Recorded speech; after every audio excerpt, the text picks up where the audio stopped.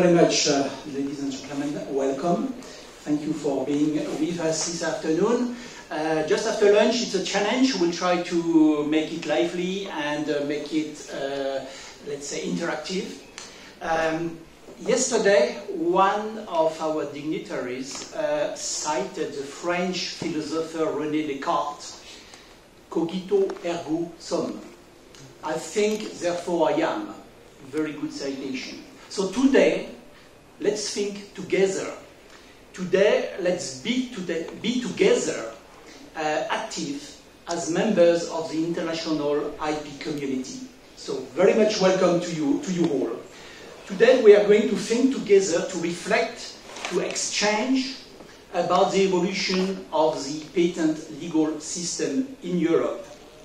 In 2023, we have seen the long-awaited birth of a new type of patent system in Europe. The unitary patent, UP, a new patent court, the Unified Patent Court, the UPC. That will be the subject, the topic of our exchanges today.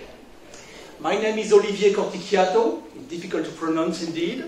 I am a European and a Swiss patent attorney. I spent about 16 years of my career with Procter & Gamble, with P&G.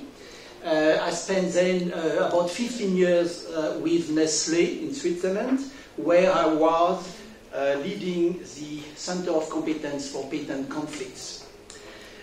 Today, I am an independent IP, intellectual property consultant, and I provide guidance to my clients on several topics to make sure that they use, let's say, they make the right decisions for their IP assets, that they have the proper IP strategy, that they have the proper IP governance, and they use wisely their IP budget. That's what I do for my clients. Together, today, I have the honor to be accompanied in this panel by Carl Richard Arman from Baumert & Baumert. And Carl, very much welcome. Carl is an attorney at law, practicing and handling many IP litigations. He gives regular lectures and seminars on commercial legal protection. He has handled already some cases in front of the UPC, or for the UPC. And he is also a visiting professor at the University of Qiantang in China. On my left, I am accompanied by Fritz Welzel. Fritz, very much welcome, from Black IP. He is a German and European patent attorney specialized in chemistry and life sciences. Fritz founded his own law firm, Black IP, and which provides full IP services on patents, trademark, and designs.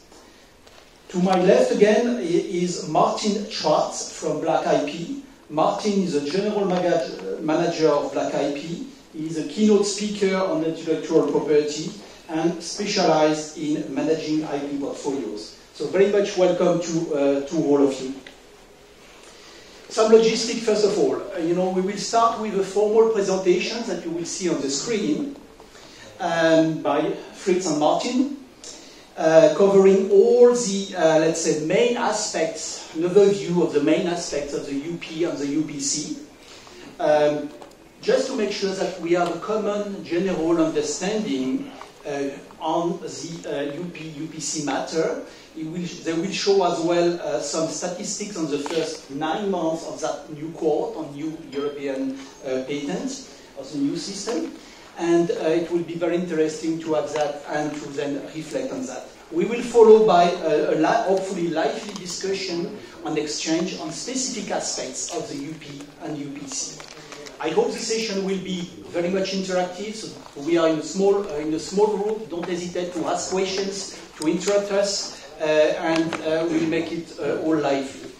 We have a 2 hours slot. We won't need the 2 hour slot. We will see as it goes, but I want to make sure that we have enough time for our formal and non-formal exchange. So let's kick in. In June 2023, as I said, we have got a new European patent, the UP, Unitary Patent. We have got a new patent court, the UPC, the Unified Patent Court, and that works in, if I'm not wrong, 17 European countries, which are fully part of the system yet. What does it mean? What does it mean for us? What does it mean for legal practitioners? What does it mean for companies? You know, patent litigations are very simple. Maybe you won't contradict or you will contradict me, but in theory they are very simple. Very simple. Very simple. Basically the questions are, is that piece of land, that building, that IP asset a property? Does it define as a property, an intellectual property? And that's the question of getting a valid property, a valid piece of IP, a valid patent. That's a validity question. Second question is that land, that piece of land, that building, yours? Or is it maybe not yours? So that's the questions about IP ownership, inventorships as well. Third question is, did I trespass your property? Did I enter your land? Did I enter your building? That's the question of patent infringement. Another question is, was I allowed to enter your property, to enter your ground? So that's a question of licensing. Did I get the authorization for doing what I was doing or not? That's the licensing questions. And another one is, did I make unduly profits from entering your property? Did you lose some business by the fact that I entered your property? And that's a question of damages. So that's all very good and very significant questions in IP litigations. All these questions have to be considered nowadays in the framework of the new legal system in Europe, the UPC and the UP. So we need to have a new look to make sure that we know the new rules, to have a new look, to change our practice, to have this new legal system and framework in mind. So what to do? How to adapt? How to be proactive in as patent proprietor or in our practice? That's all the questions that we are going to cover today. So with that introduction, I'm glad to pass you the floor. Carl, you want to talk now a little bit about the unitary patent system? Yes, I believe most of you will have seen slides like that already. So the system is set up in a way that we have the central chamber, we have local chambers, and we have regional chambers. And basically, you can bring the case to, in most cases, you will have the choice where you wish to go, because there's a big option for forum shopping. It depends maybe on the place of infringement. You can sue and litigate there. So we have also for this would be the counterpart of infringement. That would be the negative declaratory action, and also actions against rejection in European patent proceedings. There is also optional proceedings that you can bring to the Unitary Patent Court, and that is for already existing EP bundle patents, which have been validated in at least one member state. That means you can automatically go to the Unitary Patent Court, but you can opt out, and of course I believe that was the topic which has been discussed most hotly in the years prior to the coming into force of the Unitary Patent System, opting out yes or no, and I believe this is a topic that we will discuss later. Advantages, of course, you have one court and you can cover right now 18 countries, with a big likelihood that more countries will follow. So in the end, the idea was, of course, to have one, let's say, European patent, which would be enforceable with effect, cross-border effect in all European countries. Nowadays it's limited to 18, but more to come. And you have infringement proceedings and validity proceedings handled by one court, which is at least a difference to the German system. And the initial idea was probably to have a better effect and to save costs. Because of course if you can save, like in former times, at least in theory, you would have to go to several courts in several countries to enforce your patent. Nowadays you could save the cost for that and go just to one court and enforce your patent in one action. We will see if this is actually going to happen, because we have to bear in mind the national systems are still in force and they are still active. And in Germany, of course, at least, still more cases are being infringement cases are being filed with the national courts, with the desired effect only on Germany, but still parties prefer to do that compared to cases going to the UPC, which may have advantages but also have disadvantages, and we are likely to discuss that a bit later. I'm not sure if we should dive any deeper into proceedings before the court. I'm not sure, maybe a question to the audience, because I don't want to tell you stories that you know already. I'm quite sure that for the last 3 or 4 years, many presentations have been made already on the unitary patent system. So, do you already have an idea how these proceedings are actually working, or is that something completely new to you? I don't want, there's a saying, don't carry owls to Athens. So, don't tell stories which everybody knows already. So, maybe you can give a quick overview about the proceedings, the procedures. Okay.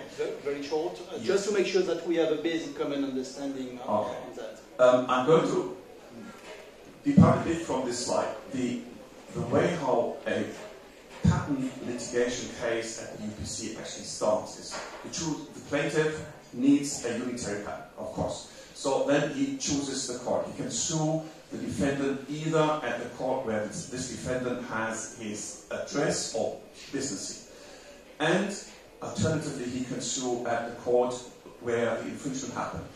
Most likely it's going to be the second choice, of course, because then you can pick the court. You start the case by filing your complete case. It's an electronic filing system. You have to upload all the documents. We'll talk about the difficulties involved there later. The case will be served to the defendant, and then a very strict regime will start by the court. The court has basically the obligation to come to a judgment within 1 year following the filing of the suit.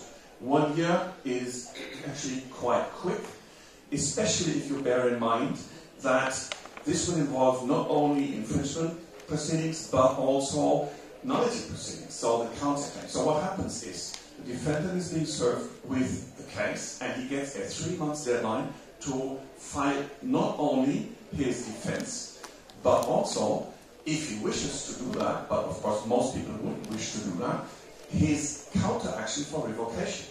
So 3 months' time is very short.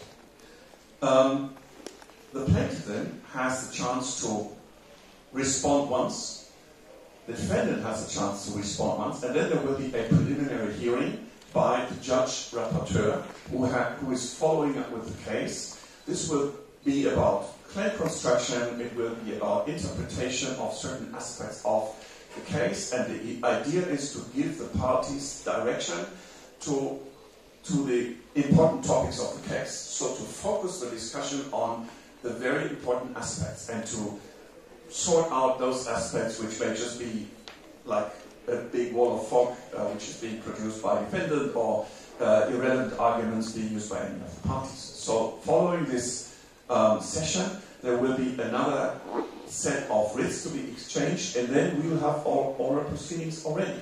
So this is going to happen within 1 year. The deadlines are very tight, and it's not very likely that anybody will be able to obtain extension of terms. So you must do your homework, and you must do it very quickly. And this will be one aspect that we are going to discuss a bit later about costs. So once this judgment has been rendered, it's preliminarily enforceable.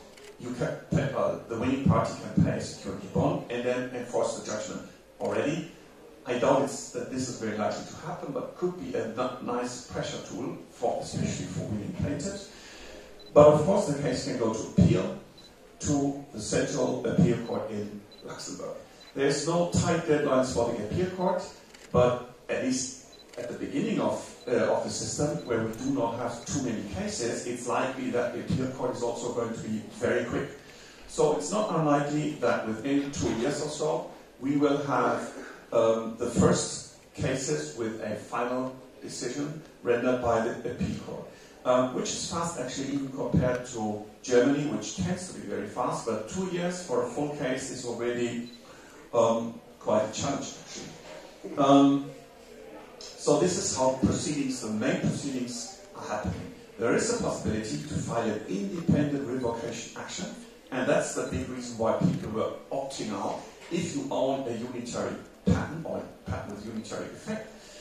Even if you have not started litigation, but of course an infringer, potential infringer, is fearing to be attacked, what he can do is he can file the central revocation action. Can only be filed with the central chamber, not with the local or regional chambers.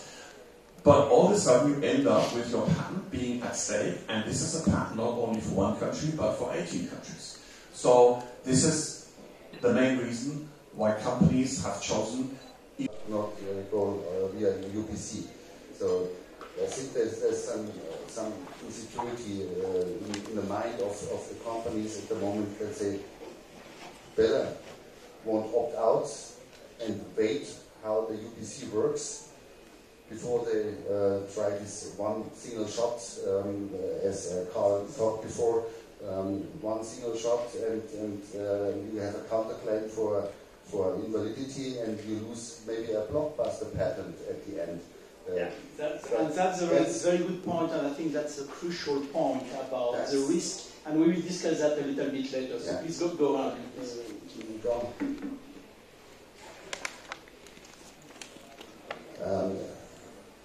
From these 48 counterclaims that have been filed, it has to be noted that this a little bit inflated because it come only from 18 real infringement actions, because there are sometimes many parties involved in one case and file the counterclaims. That's why these counterclaims are not present the correct number at the end. Here is the statistic again. Cases with a counterclaim and cases without a counterclaim. This is not important here. What is interesting is the language of the proceedings is that German language is still predominant with 49%, but English coming up with 40% of the proceedings, French only 4%, Italian 4%, Dutch 3%. So predominant, as it was before, also are the German cases. And this is something maybe Martin can tell you now, because we yesterday we figured out the cost of the proceedings before the UPC. I think this is a crucial question at the end, and it was not so easy to figure out, but we did it yesterday. Martin maybe won't talk about this. Yeah, I'll give a short introduction, and surely Carl will share some of his insights. He has already some actions and some experience there. From just the rules on the cost. Court costs in the UPC court are 20,000 euros flat for any infringement case and also for the counterclaims. So this is not depending on the value of dispute, but the recoverable cost from the other party, recoverable lawyer costs, are dependent on the value of dispute, and in comparison to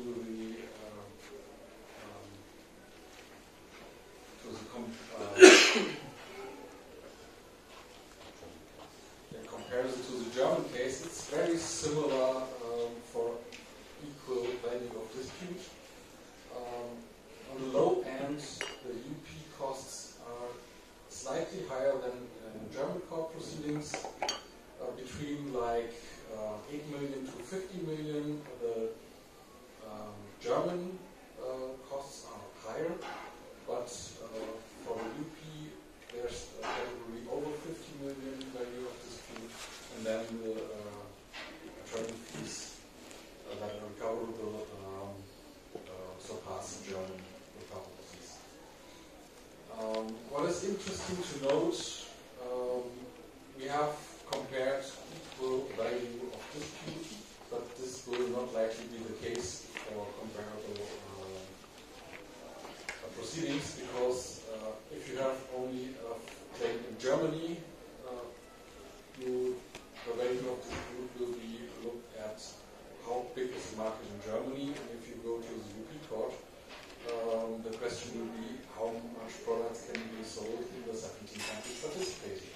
So the value of dispute will likely be 2 times, 3 times, 4 times, even 5 times higher. So maybe just pass over to Carl. We discussed over lunch some things there. Yes. You've been talking about court fees and recoverable costs, but I believe there's still, and concluding from these statistics, one might assume that costs for litigation based on a unitary patent before the unitary patent court are basically similar to litigation costs in, let's say, litigation in one country only, be it France or Germany or any other country. I believe it could be expected, and at least my experience confirms this expectation, that the real costs for UP litigation tend to be much higher. Not because of the higher value of dispute, you're absolutely correct. That's what I hear from judges at unitary patent courts. They say, okay, the patent has a higher value, and also the effect of an injunction has a higher value, so the value of dispute might be estimated to be higher. But this only refers to recoverable costs. In effect, the real costs for the parties will definitely be much higher compared to the cost of one country, single country litigation, simply because of the factors that I mentioned earlier. Proceedings are going to be much more intense, and you will definitely need more workforce, more manpower to handle this case. At least from my experience in litigation in Germany, same for France, same for Benelux, usually you would have maybe one patent attorney, one lawyer, and maybe both have one assistant working on a case. And this can refer to a big case. Depends, of course, but this would be the standard setup for a normal patent litigation case. In UP proceedings, this won't work because of the very tight deadlines, because of the combination of infringement case and revocation action. The problem is actually if you start thinking how to prepare this type of case. Being the plaintiff, of course, you must get your stuff together. That's normal. You have to prepare a writ of claims, which needs to be quite comprehensive, even more comprehensive compared to what we are used to doing in Germany. You have to actually submit all the documents, all the evidence already with your first shot. So that may require a bit more work compared to a national case. The problem is, of course, that you have to expect the defendant to file a revocation action within 3 months of being served with the case. So, and you can bet that a revocation action will happen, because that is still one of the most effective defense measures a defendant. So I have to try to make a good guess on this revocation action. What is going to be the prior art? What's going to be the relevant attack? And you have basically to prepare your auxiliary claims and your defense arguments already before you have started your infringement action. At least for Germany, that's quite unusual. So this would involve a lot of preparatory work that you have to do even before filing the case. you need manpower for that, you need time to do that. And then you file your action, you are happy, but now the defendant is not happy because he has to prepare his defense within this 3 months term, and he has now to get his stuff together to file the revocation action.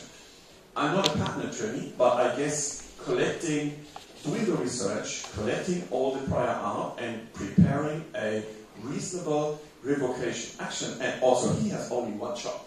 So again, this will require big teams and a lot of night shifts until you really have successfully prepared your defense and counter action. And this will continue because you only have this 1 year to go through all the case, which means that we will probably end up with teams, with litigation teams, which are comparable to the teams which have been common in the UK already for decades and in the US as well. But of course, in these countries, we do have much higher litigation costs compared to countries like Germany. So this is going to be the real cost.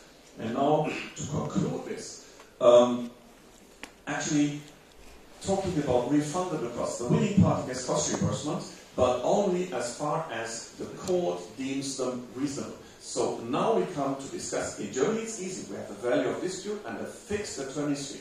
So I can only get that no matter how much I actually charge my client, this will be the amount of money that he's getting in reimbursed if he wins. So the Unitary Patent Court will have to make a decision on reasonable fees. So they do not only have to fix the value of dispute, but they also have to decide, oh, this lawyer, Harman von Böhme, he charges 700 euro per hour.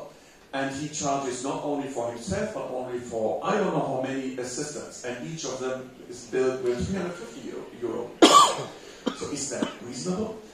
And from what I heard from UPC judges, they have a tendency to believe that lawyers are overpaid anyway.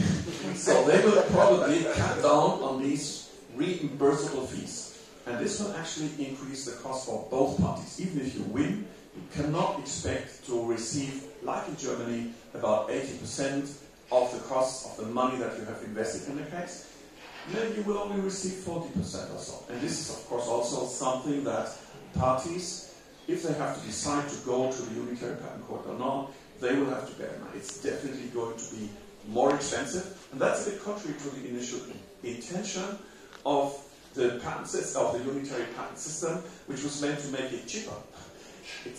I believe it's going to be more expensive, and that's also a reason why most likely it's the big companies who will choose their crown jewels, their most important patents, to enforce through unitary litigation, whereas the smaller companies, or the less important cases, or the cases where you believe I can achieve the same effect if I just go to one national court, they will not go to the Unitary Patent Courts. Yeah, thank you, Karl. I think what you said is extremely important. It is maybe one of the key messages that we want to pass through, indeed. You described it very right. The UPC, the new court, is very fast and efficient by design. But there is a counterpart to that, which is that, all the work, or most of the work, as you described rightly, has to be done up front, so front-loaded proceedings. And it means that it will be, if I put myself in the shoes of a patent owner, it will be more expensive at the end of the day. More expensive, but the counterpart of that is that you have a decision that does not only cover one country, but covers 17 or 18 countries indeed.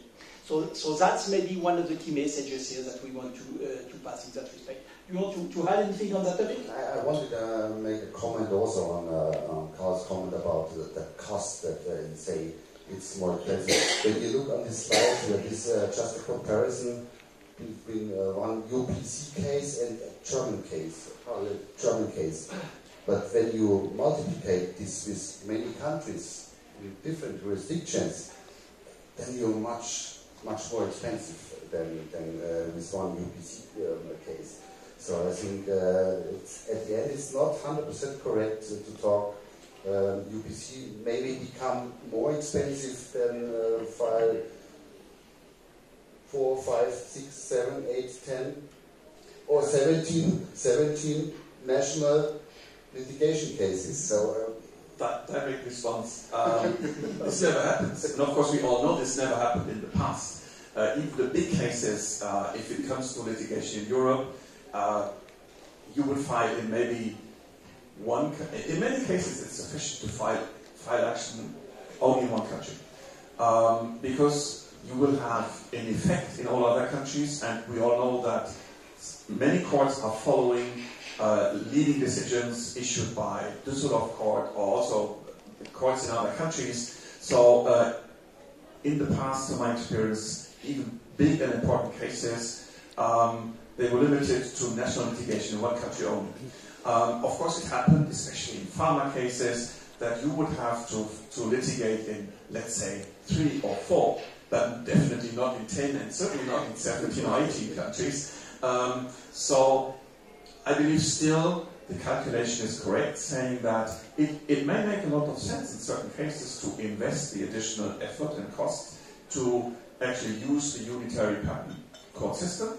But in other cases, from an economical point of view, it will still make a lot of sense to limit litigation to 1 or even 2 national cases. Of course, we do have cases where we have already, and that was the first case that I started. At that time, we had already gone through litigation in 3 EU member countries: Germany, Benelux, and no longer an EU member country, UK.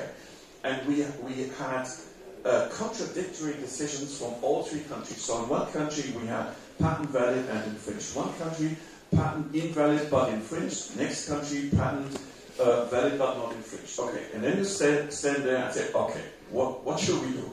And that's the point where you can say, okay, now we want to have this one unitary decision. We want one decision on the validity and one decision by the same court on infringement. After that, at least we'll have certainty. So that's one of the situations where you would recommend to a client, okay, just take the money in your hands and make sure that you get one unitary case. But in many other cases, it's still definitely cheaper to go to a national court. To be accused of infringing a unitary patent. Depending, maybe you are a company and you are based in Benelux. Small market, but you are successful there. And you are being attacked on the basis of a unitary patent. The litigation costs will be much higher if you need to defend. And this gives probably, this will provide some different way of thinking also for defendants if they really wish to take up a fight. I know, for example, that German medium-sized businesses, they have no difficulty in defending against a threat with patent litigation. Usually, of course, if one of the big shots is coming along, they will think, should I really start a fight with them? But usually, if you believe I have a good defense argument, you can easily enter into litigation and not being afraid of it. If you are being sued by one of the big shots who are owning the unitary patents, with the threat of going through litigation at the unitary patent court, this is a different piece of cake, and you will have to reconsider if you really can afford to defend and if you wish to defend. So that might be an argument, just to turn it around, for unitary patent owners. Using patents, for example, as a tool for power selling licenses. A unitary patent is likely a better tool compared to 2 or 3 national patents as it used to be in the past. Thank you, Carl. Please. I can only add on this, Carl is completely correct, but as a patentee you should think about how strong is your patent. When you look your prosecution history and not have many X documents, not many documents against novelty and related step, and you get it granted, you can expect you have a very strong patent. So for you, no problem to have your patent afterwards, because maybe you survive also with the revocation action at the end, as you would survive a opposition proceeding. If you have a weak patent, like the big companies always have, when they only have the add-on, then it's always a question of inventive step, and these patents are not very strong at the end. So for these patents, it does not make sense to make the UP. Better they opt out. Otherwise, it's a question of the financial strength of a company, because as Carl talked already, can be quite expensive to come in a UPC case at the end. So you have to compare the strengths of your patent, the importance of your patent for your company, and your financial strengths. And this should be decisive at the end, what you make, stay in the UP or opt out or make something else.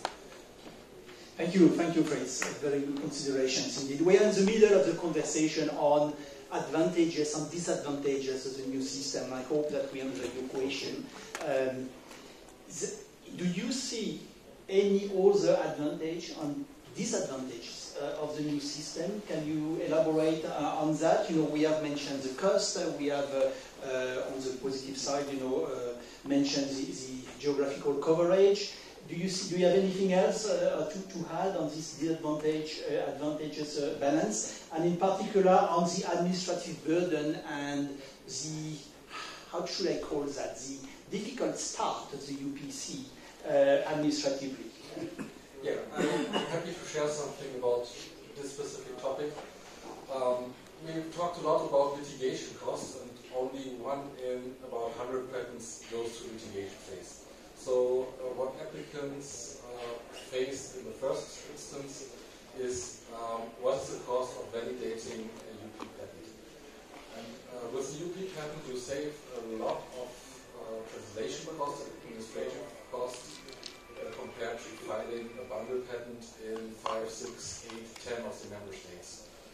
So you can already save like 5,000 to 10,000 euros just for the validation, and later on another 5, 10, 15,000 on annuity payments throughout the lifetime of such a patent.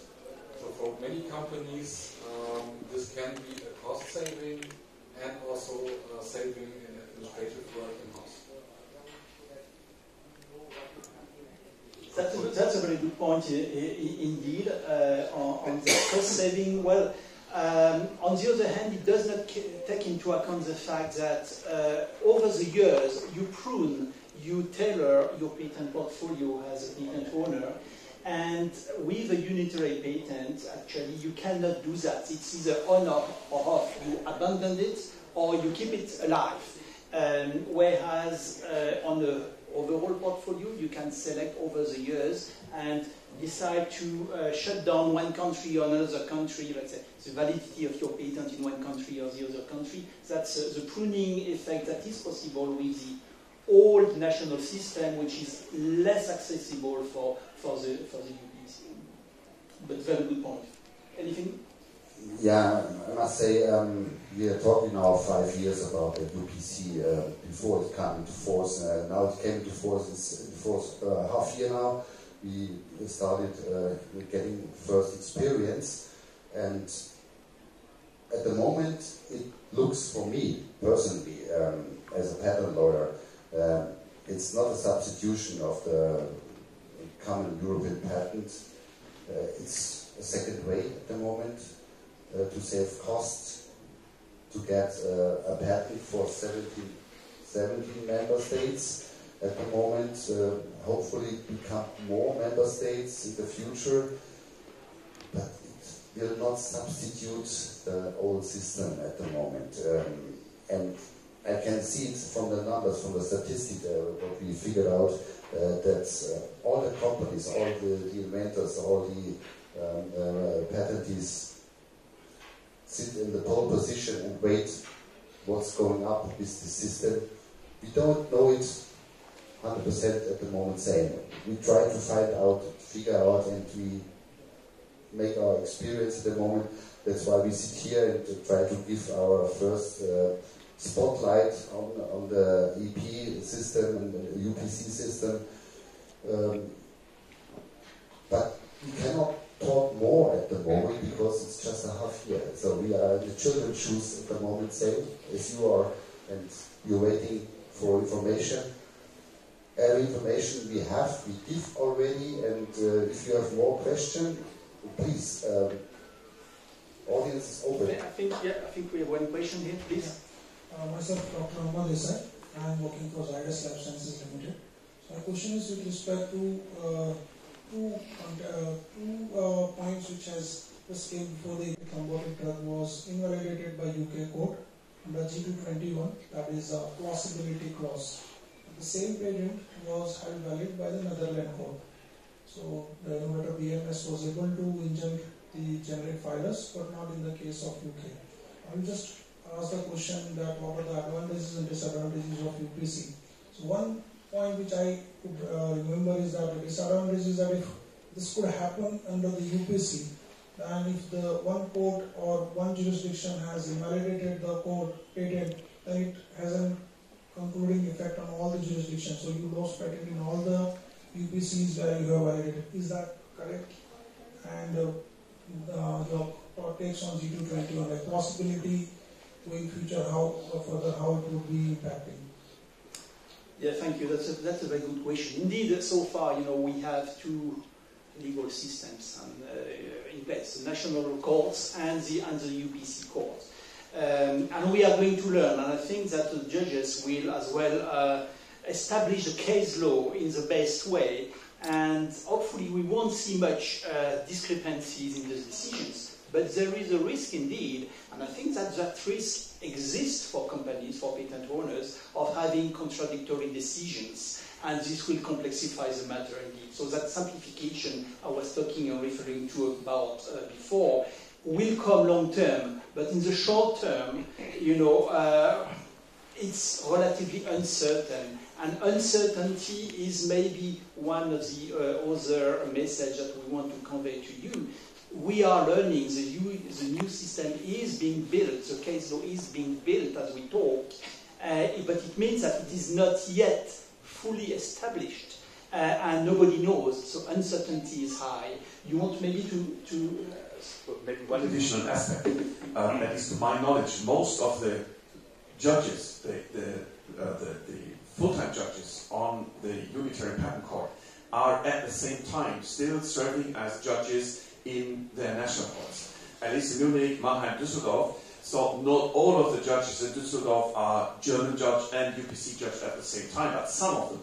So, and of course they stick to their legal education. That's going to be a problem, because maybe a French judge and a German judge will have a different position on certain issues, especially if it comes to certain aspects in patent law which have been interpreted in different ways in European countries. But still, it's the same guy or same lady sitting there one day with the German judge's robe on, next day with the UPC, and actually they will not, I believe all the judges who have their minds in place, they will try to avoid contradictory decisions. But still we have the two systems in place, and this is maybe for lawyers and patent owners, that can be a technical choice, because as Martin said, you can choose, and you can use this choice to set up your strategy for litigation. You might decide first to go to a national court, and if this doesn't work, you still go to the unitary court, or vice versa. It's two different patents you are using. So that is one point. I would like to make one more comment about what we know already about the unitary patent system. Number one, the system has been coming for 25 years. Actually, I believe Europe has discussed about something like that for the last 50 years already. So, and actually, when I started 27 years ago, it was already in discussion, and nothing came out, and I thought that I would not have to work with that system within my time of my professional career. Now it's there, suddenly, because of a political decision, despite Brexit. So that's a big achievement. And despite many people had doubts if the system would come, if it would actually be successful and survive. I strongly believe it's here to stay. It's not going to go away. My personal expectation would be it's going to be a bit like the introduction of the European trademark. So in the beginning, nobody was sure if the EU trademark would be a success. And it's been an enormous success. Of course, the system is a bit different, but everybody, after some time, realized this is the tool that we all want to use. Still, national trademarks are available and they are widely used, but the EU trademark is the trademark right that you need to own. And the same will, I believe, apply to the unitary patent. It's there. It's going to be an alternative tool, but in the long run, let's say in 5 to 10 years, it's going to be the main tool, at least if it comes to litigation. One second aspect, referring to what I said about defendants and plaintiffs, I believe it's a bit unfair because the system is clearly made for the strong ones. It is a disadvantage for the wealthy companies, the big shots, and because it's expensive and complicated, it's easier to administer, but it is, I believe, a bigger threat for the small ones. So defending may become more difficult, attacking may become for the strong and wealthy companies, may become easier. That may be good if you're a big company. If you're a small company, or if you tend as a lawyer to represent small entities, maybe a disadvantage. Thank you. Perfect transition, Carl. Thank you for these considerations. Perfect transition to the next question. Please go ahead. I'll take your points and could be helpful to understand this. But two quick questions from that. One is from the list which you are just displaying. No Spain in that currently. And UK, in any case, after Brexit, has to be managed differently. So in both these circumstances, top 5 EUs, there are only 3 in this. So one has to have a different strategies for Europe, Spain and UK, and for the rest of the 3. That is one thing. So the cost would vary accordingly. And secondly, with respect to the cost of dispute, which you just displayed a few slides back. So what is the reasonable way of, it is necessary to estimate the cost of dispute, and based on that the further costings are done in European litigations, or it is just a way of looking into this? Because in other jurisdictions, to my little understanding of US or Indian, there is no estimation of what is the reasonable cost of dispute, and then the other costs are being calculated. So can you just elaborate on these two? UK is out. Of course, nobody knows what's going to happen. Maybe in 10 years' time they will be back in. I don't know. This is mere speculation. Spain, I believe, is very likely to join shortly. Of course, I've not spoken to anybody in the Spanish government, but the Spanish are keen to join, I believe. I also believe that behind the scenes there is some dispute going on, and that is about bargaining about the third central chamber. This is about